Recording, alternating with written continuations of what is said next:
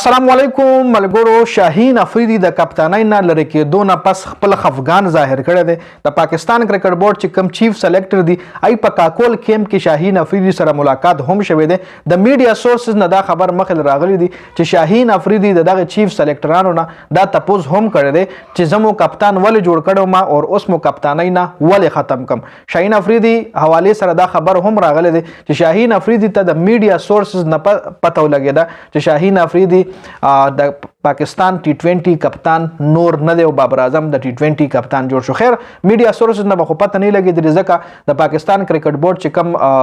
چیف سلیکټرز دي هغه او د پاکستان کرکټ بورډ چیرمن محسن نقوی ای په خپل پریس کانفرنس کې ویلو چې ملاقات خپل پریس کانفرنس کې ویلو چې کې دیش مون کپتان بدل کو. نو شاهین افریدي ته پیل نه اندازه وا چې کپتان و بدلیږي خو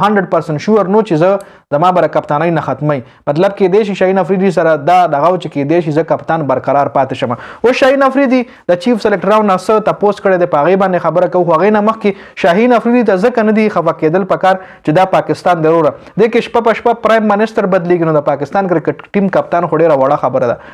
شپه پاکستان کرکټ بورډ چیرمن ختميږي د شپې یو چیرمن چې سار پاسي غلوي وافس تمره ضروره کس سامان د پاتې راشه یو سو ته نور چیرمن نه د غرنګ د پاکستان وزیر اعظم هم د شپې عمران خان وزیر اعظم او سار شنو بس هغه وزیر اعظم کرسي نه ختم کړو چې غریب لاړ خپل ډایری د افیس نه راوچته کا او روان شو. نو شاهین افریدي ته په دې باندې خفه کېدل نه دی پکار. او چیف سلیکټران چې کوم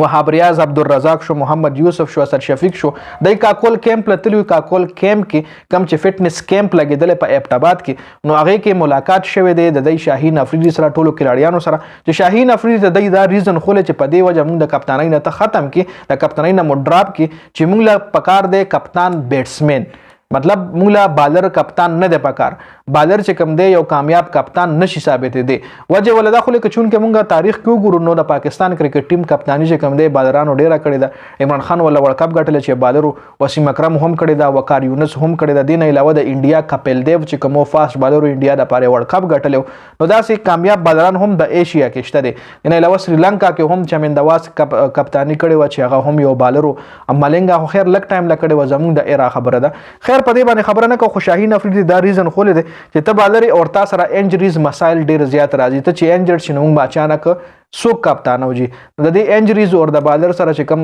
ډیفیکلټیز مخې د راځي نو دا غي په وجه باندې مونږه کپتان بیټسمن ساتلو او راتلونکي ټایم د لپاره زیات ټایم د لپاره چې په ټیم کې زیات ټایم سروایو وکي او زیات ټایم د پاکستان کرکټ ټیم کپتان پاتې شي دا ول چیف سلیکټرانو ویل دي. دین علاوه نور چې کوم میډیا سورس دی دا خبره هم کوي چې شاهین افریدي په خپل کپتانۍ کې بیټینګ آرډر کې چینجز راولي په خپل بیټینګ ته مخکې راځي په نمبر 6 نمبر 7 پوزیشن باندې بیټینګ تراشي چې نیوزیلند خلاف هم هغه دغه رنګ کړو په پی اس ال کې هم دغه رنګ کړو. خیر دا خو میډیا سورسز دي او د حواله سره تاسو څه وایي